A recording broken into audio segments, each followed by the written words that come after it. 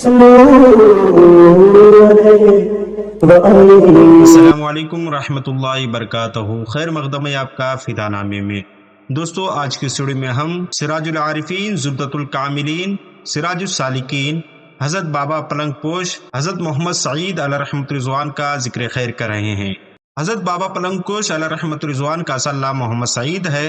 چیتے کے کھال کو لباس بنانے کی وجہ سے آپ کا لقب پلنگ پوش ہوا۔ آپ بخارا کے قریب غزدوان کے مردم خیز خطے میں 10ویں صدی ہجری کے نصف آخر کے ابتدائی سالوں میں پیدا ہوئے۔ یہ وہ علاقہ ہے جہاں نقشبندیہ سلسلے کے چھٹے جانشین حضرت عبدالخالق غزدوانی پیدا ہوئے تھے۔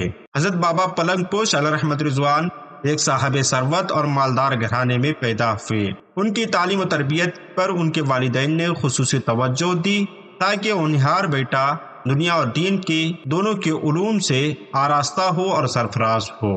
محمد سعید علیہ رحمۃ رضوان اپنے خداداد ذہانت اور فراست اور ذکاوت کی وجہ سے اپنے ہم عمروں میں مقبول اور ممتاز رہے۔ ایک دن اپنے ساتھیوں کے ہمراہ کہیں جا رہے تھے کہ دیکھا کہ راستوں میں ایک گروہ قلندروں کا چلا آ رہا ہے۔ ان میں سے چند ایسے بھی تھے جن کا تعلق فرقہ ملامتیات سے تھا۔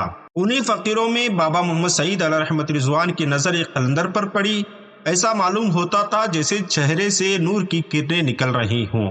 عوام میں بابا قل فرید یا بابا قل مزید کہلایا کرتے تھے۔ وہ اپنے زمانے کے قطب تھے۔ ان کو دیکھتے ہی حضرت پلنگ پوش محمد سعید علیہ رحمۃ رضوان ان کے گرویدہ ہو گئے اور ان کی زبان پر لا یعنی باتیں بے تکے فقرے تھے، لیکن دل میں دریائے معرفت موجزن تھا۔ اور اسی روحانی کشش کی بنیاد پر حضرت محمد سعید علیہ رحمۃ رضوان ان کے پیچھے پیچھے چل پڑے اور بیعت کے لیے آپ سے التجا کی، جو قبول نہ ہوئی۔ بابا قل فرید نے ان کو بغور دیکھا اور فرمایا، میاں صاحبزادی، ابھی تمہاری عمر 7-8 برس کی ہے، ابھی تحصیل علم میں لگے رہو، اور درویشی کا راستہ بڑا کٹھن ہے اور دشوار گزار ہے، اس راستے پہ چلنے کے قابل ابھی تمہاری عمر نہیں ہے۔ حضرت پلنگ پوش محمد سعید علیہ رحمۃ رضوان جس نور کی جھلک ان کے چہرے پر دیکھ چکے تھے، اس کی کشش اتنی شدید اور انوکھی تھی کہ آپ کے پیچھے ہٹنے کا سوال ہی نہیں پیدا ہوتا تھا۔ جواب دیا، میں جس جگہ کھڑا ہوں وہاں سے واپسی ممکن ہی نہیں ہے۔ اس کے بعد حضرت بابا سعید علیہ رحمۃ رضوان اپنے گھر بار کو چھوڑا اور اس گروہ کے ساتھ چل پڑے۔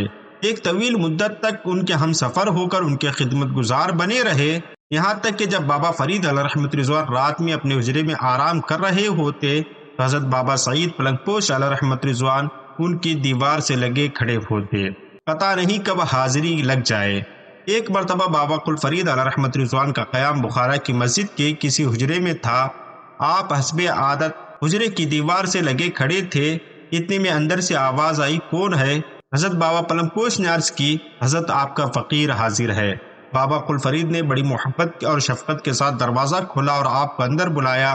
درمیان میں کچھ مکالمہ ہوا اور بابا قل احمد نے آپ کو اپنے سینے سے لگایا اور اپنی بیعت کے لیے ہاتھ بڑھایا اور اپنا خرقہ بھی عنایت کیا، جس کے بعد حضرت بابا پلنگ پوش علیہ رحمۃ رضوان کی دل کی دنیا بدل گئی اور جذب کی ایسی کیفیت تعریف ہوئی کہ دنیا و ما فیہا سے بے خبر ہو گئے۔ 11 سال تک صحرا میں گھومتے رہے، کبھی کبھی شہر آ جاتے، لوگ ان کو کپڑا کھانا پینا پیش کرتے لیکن وہ قبول نہ کرتے۔ لوگ ان کو دیوانہ سعید کہنے لگے، مگر خدا کو جو منظور ہوتا ہے وہی ہوتا ہے۔ 11 برس کے بعد جذب کی کیفیت پرشی کے بازار میں خود بخود کم ہو گئی۔ اس کے بعد دیوانے سعید کو ہوش آیا۔ اس وقت آپ کے جسم پر چیتے کی کھال تھی، یہی لباس آخری وقت تک آپ کا زیب تن رہا۔ جب آپ کو پوری طرح سے ہوش آ گیا تو پھر بخارا سے نکلے، اپنے پیر بابا قل فرید کی خدمت میں حاضر ہوئے، انہی کے ساتھ حرمین شریفین کی زیارت کی اور مرشد کامل نے آپ کی روحانی تربیت فرمائی۔ اپنے پیر سے اکتساب فیض کرنے کے بعد پیر کے حکم پر آپ نے حضرت درویش عزیزاں سے فیض صحبت اختیار کی اور خوب علوم معرفت حاصل کیے۔ اس کے بعد پھر آپ اورنگزیب کے زمانے میں اورنگ آباد میں آپ کا دورہ ہوا اور اس وقت یہاں کا صوبہ دار شہزاد معظم تھا۔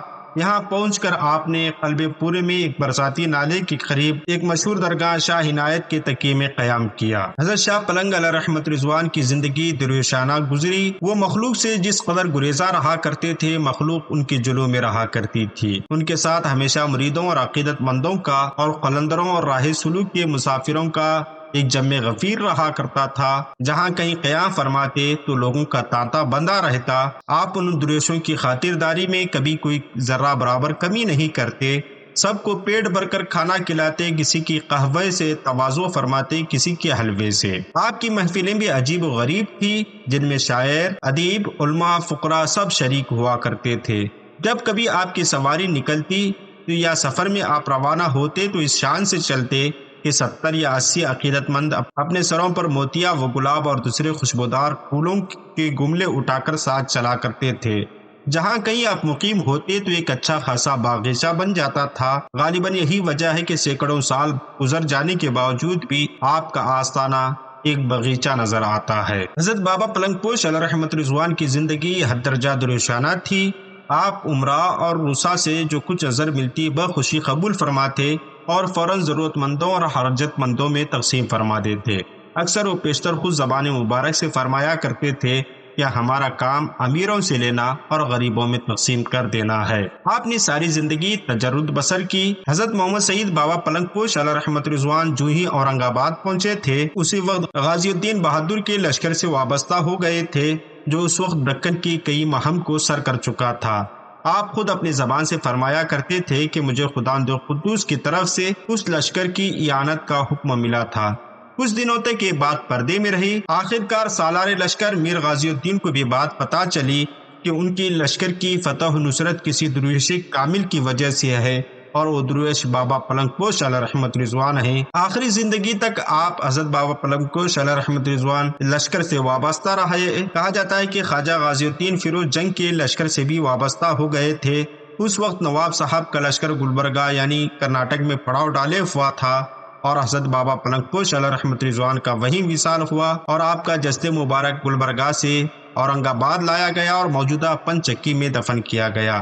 آپ کا وصال رمضان مبارک 1010 ہجری کو ہوا، اور آپ کا مزار شریف پنچکی اورنگ آباد میں ہے، اور آپ کے موجودہ سجادہ نشین قاضی تقی الدین صاحب، ہماری دعا ہے کہ رب قدیر آپ کے قبر انور میں رحمت انور کی بارشیں نازل فرمائے۔